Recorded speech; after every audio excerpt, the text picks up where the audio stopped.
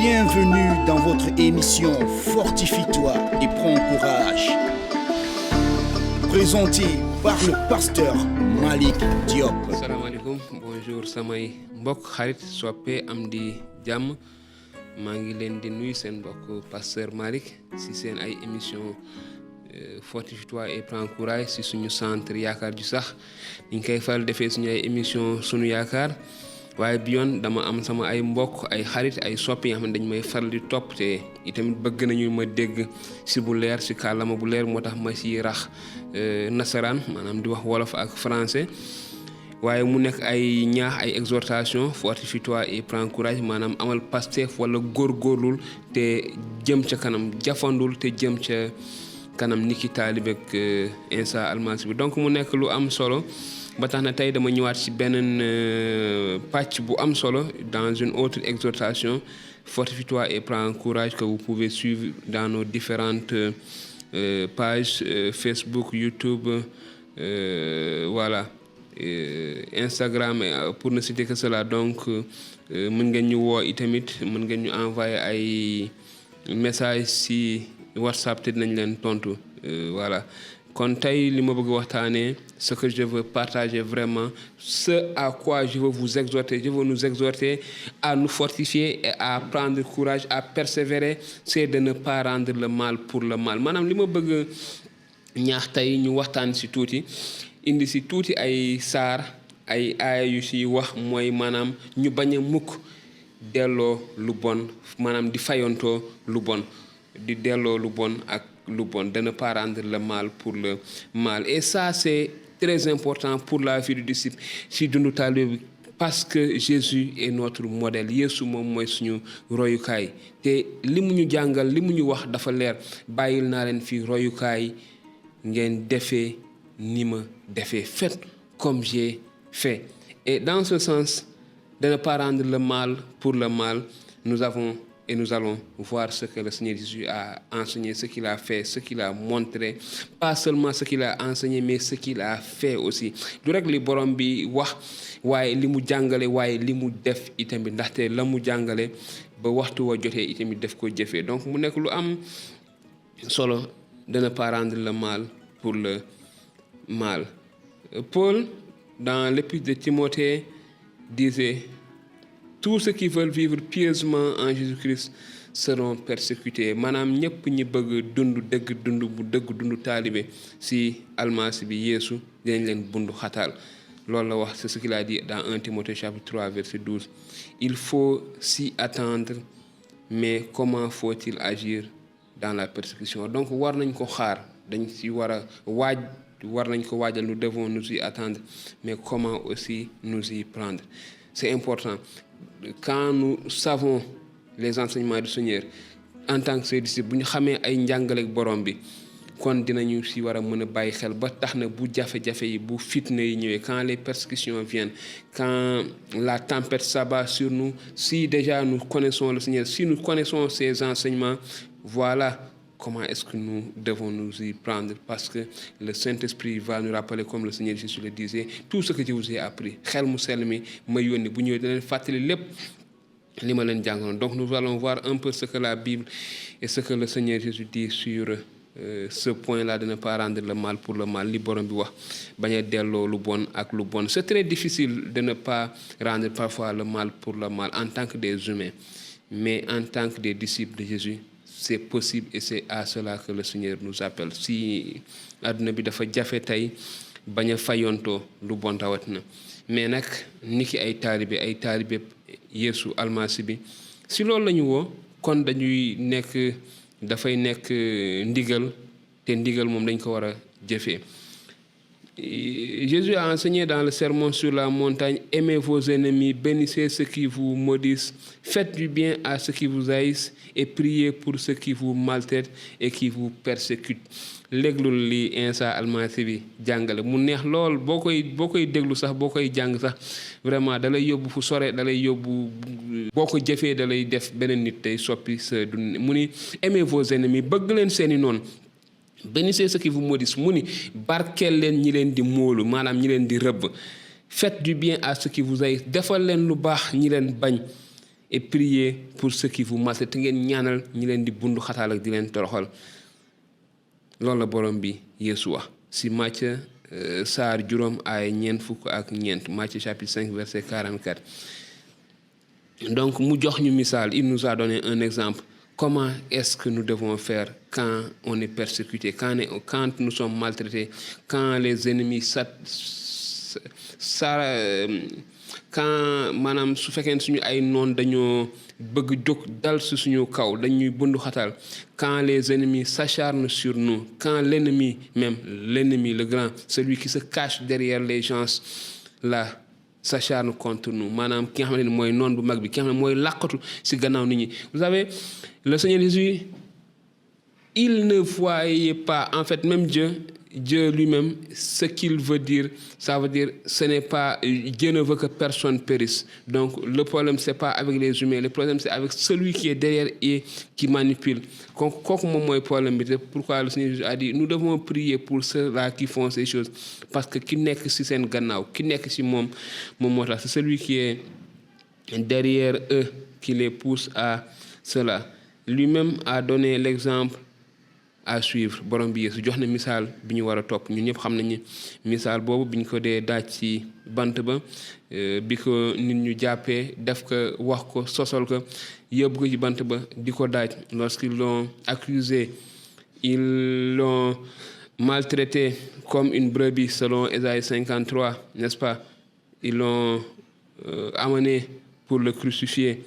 Qu'est-ce que le Seigneur Jésus a dit lan la borom bi wax sur Luc chapitre 23 verset 34 il dit Père pardonne-leur car ils ne savent pas ce qu'ils font mu ni bàyyi baal leen ndaxte xamuñu li ñuy def nit ñi doon def xamuñu li ñuy def mais ka ca gannaaw doo leen puus moo doon problème moo tax yàlla waxoon Yeesu doon ñaan ngir yàlla baal nit ñooñu ko doon voilà yóbbu ci wutaray mu nekk lu am solo waaye ba tey toujours en tant que des disciples nous devons connaître la parole de Dieu pour être des bons disciples ngir ñu nekk ay taalibe dëgg dañu war a xam kàddu borom bi te li borom bi jàngale ci kàddoom dafa am solo ñu bàyyi ci xel ñu xoolaat li nga xam ne moom la wax mu ni ne rendez à personne le mal pour le mal ci Romain mu ni bu leen fayontoo bu leen delloo kenn lu bon ci lu bon ku la def lu bon maanaam s'il est possible autant que cela dépend de vous soyez en paix avec tous les hommes mu ne su mënee nekk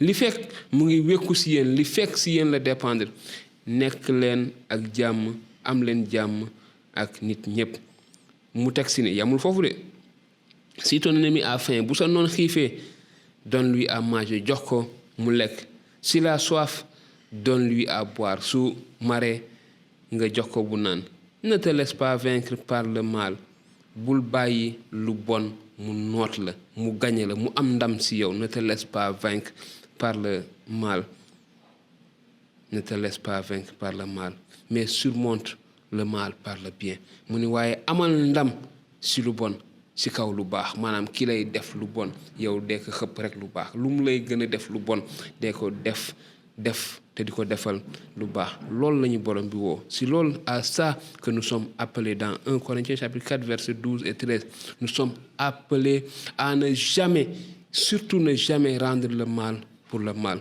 mais nous devons surmonter le mal par le bien. Voilà ce que le Seigneur nous laisse comme héritage, voilà ce qu'il nous donne comme commandement et voilà là l'exhortation que j'ai vraiment, que le Seigneur a mis dans mon cœur de partager avec nous, chacun d'entre nous, que nous puissions à chaque fois que les tempêtes s'abattent sur nos vies, que nous puissions nous rendre compte que l'ennemi, ce n'est pas la personne que tu as en face. L'ennemi, c'est celui qui est derrière cette personne-là. Le combat que nous avons à mener, cette guerre-là, ce n'est pas une guerre charnelle, c'est une guerre spirituelle. Diggante ay voilà seytaane la ay rabi seytaane ñoom ñooy xiirtal nit ñi si ñun donc nous ne devons pas rendre le mal pour le mal. Dieu veut que tous les hommes soient sauvés.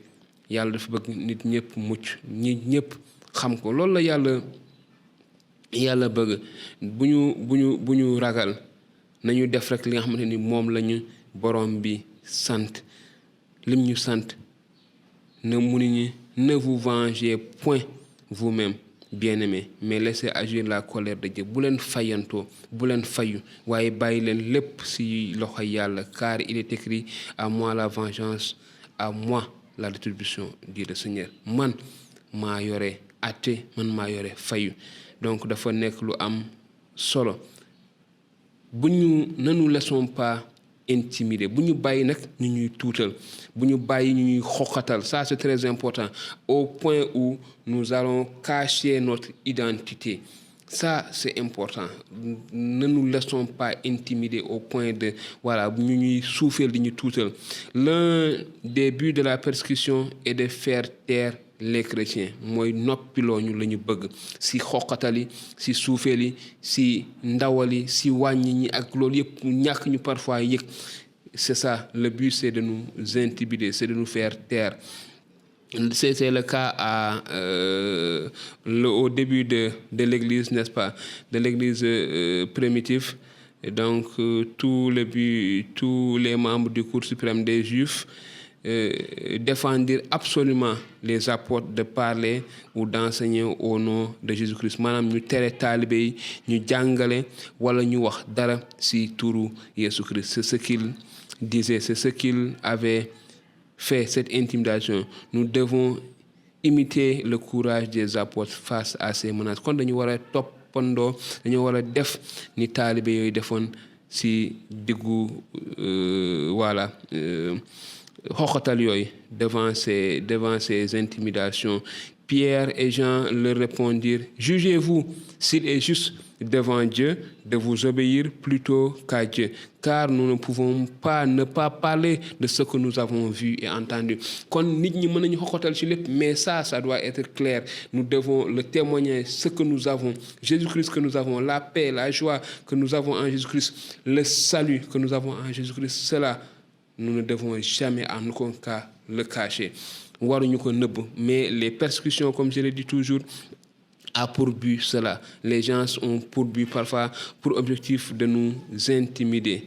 Mais nous ne devons pas laisser, quelles que soient les souffrances à supporter pour Jésus, nous ne devons pas céder à la peur de partager l'amour de Jésus-Christ, de partager le salut, de montrer vraiment notre identité de disciple de Jésus-Christ.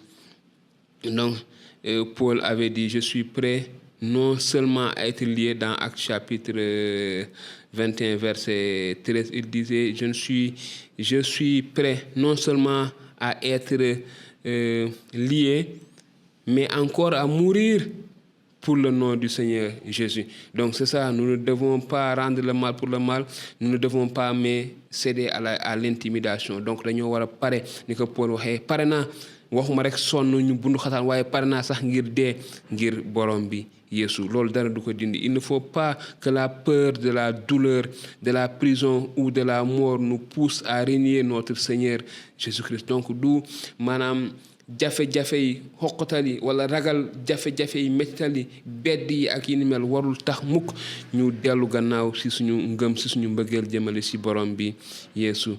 Mais si quelqu'un souffre comme disciple de Jésus, qu'il n'en ait point honte, et que plutôt il glorifie Dieu à cause de son nom. Je n'ai point honte, disait, de l'évangile, c'est la puissance de Dieu pour le salut. wala ndaw li doon wax, rusuma du ma rus mukk ci xibaar bu baax bi, ndax mooy ndamal yàlla, mooy dooleeg yàlla ngir képp ku ko ngir mucc ñépp ñi gëm. N'aie donc point honte du témoignage à rendre à notre Seigneur. Bul rus ni ko Paul waxee woon, bul rus seede bi nga xamante ni moom nga war a joxe ci suñu borom Yeesu. Ni de moi son prisonnier, mais souffre avec moi pour l'évangile. Sonnal ak man ngir xibaar bu baax bi. Donc xibaar bu baax bi dafay ngemboo coono yu bëre, ay métital, ay bundu xataal, beaucoup de persécutions, parce que celui qui se cache derrière les gens, il ne veut pas que le salut, il ne veut pas que les gens soient sauvés. N'ayons pas peur, n'ayons pas honte. Bu ñu ragal, bu ñu tiit.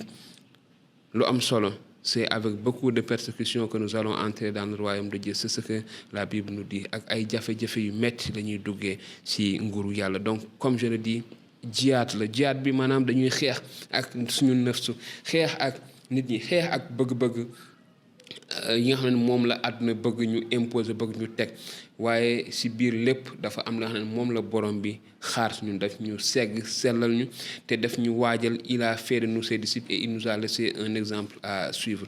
Donc voilà ce que nous devons faire. Nous devons pardonner, prier, bénir et ne jamais maudire. Ne jamais rendre le mal pour le mal. Ça, c'est l'exhortation. Ça, c'est le point. C'est moi, li nga xam ne moom la ñu war a jàpp. Mais en toute chose, nous devons bénir. Nous devons aimer nos ennemis. Nous devons bénir ceux qui nous maudissent. Nous devons faire du bien à ceux qui nous haïssent. Et prier pour ceux qui nous maltraitent et ceux qui nous persécutent. Voilà l'exemple. Voilà ce que le Seigneur attend de nous qui sommes ses disciples. Nous qui nous appelons ses disciples et je reviens sur cela, comme nous avons l'habitude de le voir, comme je le dis toujours. Le disciple, le vrai disciple, il sera persécuté. Mais dans les persécutions, il ne va jamais abandonner. Il va faire ses preuves dans les épreuves. Il va faire ses preuves maanaam taalibe bi dëgg bi dinañ ko nattu dina nekk si ay jafe-jafe waaye si biir jafe-jafe yooyu dafay firndeel dafay wane pasteefam dafay dëgëral ngërëm dafay wane ngëmam te si biir loolu kat dina gën a doole gën a am doole ngir wéy si li nga xam ne moom la ko yàlla suñu borom woo kon samay mbokk xarit soppe bien-aimés frères et sœurs amis que le Seigneur nous encourage qu'il nous donne la force de persévérer de vivre dans l'obéissance de sa parole à l'exemple qu'il nous a laissé.